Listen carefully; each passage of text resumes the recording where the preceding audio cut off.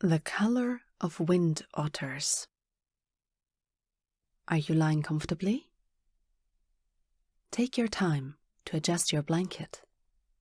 I will wait in the meantime, because relaxation should not be forced. And if you are ready now, I would like to invite you on a journey. A journey into the air. Someone once asked me what color wind otters are.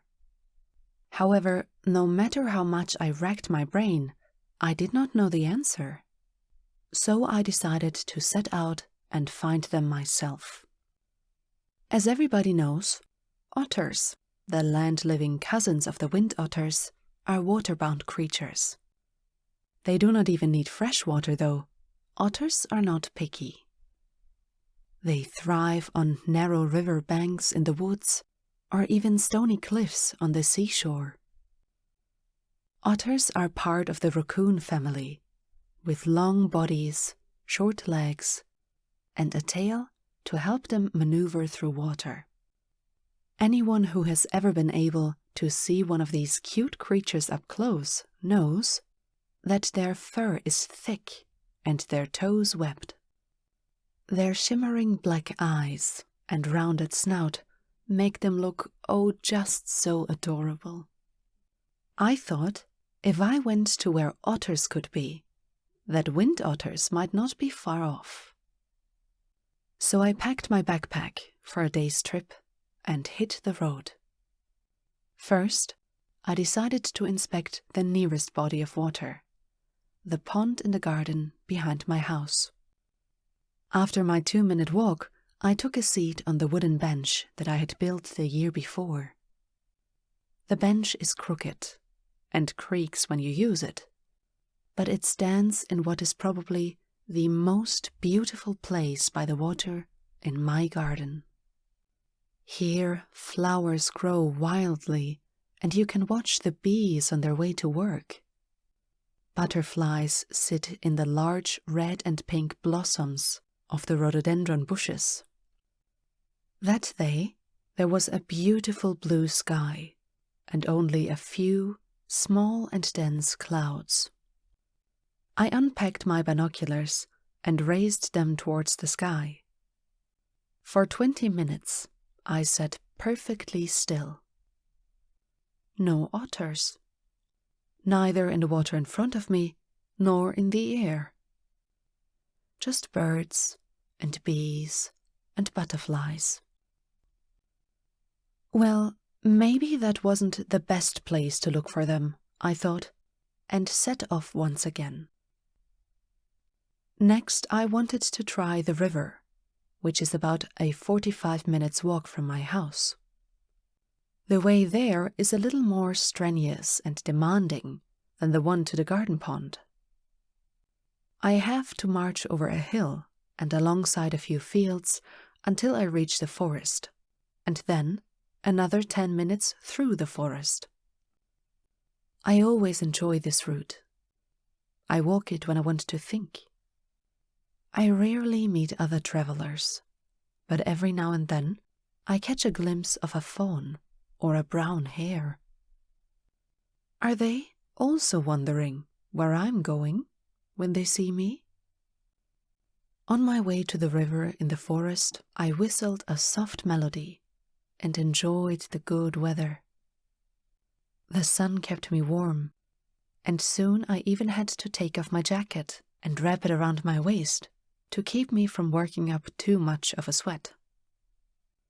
Just to be absolutely sure that I wasn't missing out on the wind otters, I stopped every now and then, took out my trusty binoculars, and searched the sky for them. Nothing. As soon as I entered the forest, I was enveloped by the cool shade of the trees that offered a pleasant contrast to the sunny fields I'd walked before. I could hear the knocking of a woodpecker somewhere in the distance, the twigs and leaves cracking under my feet, and I enjoyed the soft wind that caressed my cheeks. The closer I got to the river, the more cautious I moved. Alas, I didn't want to scare away the wind otters. As soon as the water came into sight, I looked for a place to hide. Maybe I just couldn't see wind otters by my garden pond because they were shy. I found a big tree, I think it was an oak, with a thick trunk on the ground right next to it. I crouched behind it and watched the river and the branches in the trees above. Something was moving up there. I got all excited, but it turned out to be a simple raven. Another bird. I crouched behind the thick tree trunk for almost 2 hours and grew more and more impatient. Finally, I gave up, sighed, and took out my packed sandwiches. I ate my food in quick, frustrated bites and thought about my situation. What do wind otters eat? Maybe I could lure them out with the right food. I was just about to get up and go home to find suitable bait when something crashed into the tree not far from me. There was a loud crack and rustle, and I heard a bird chirping and cussing out the intruder. A large shadow had thrown itself on its nest and was seemingly stealing an egg from it. The bird flew around wildly, loudly exclaiming and pecking at the great shadow. I squinted my eyes a little to see better against the light. It looked like a cat? Suddenly it straightened up again and flew away up through the treetops. In this movement, I could see little hands holding an egg. I quickly got to my feet, grabbed my binoculars, and began to climb the tree next to me. The many intertwined branches made it easy for me to get to the top. But the higher I climbed, the fewer branches there were, and they got thinner too. I climbed as far as I could and was amazed to find that the tree was towering over some of the surrounding ones. Then I heard a chittering noise to my right and carefully turned around. And there they were. A small group of wind otters were playing in the air with a pine cone. They tossed it to each other and cackled and squeaked. One of them was just relishing the freshly stolen egg, lying on its back and drifting in the wind while slurping it. Yes, they are little thieves, but they never take more than they can eat. They looked just so adorable.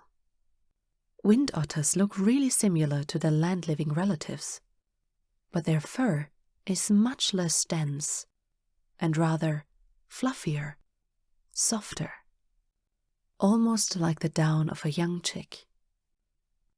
Unlike webbed toes, they have a thin skin between their arms and body, and their tails are broad and flat, almost like a beaver's.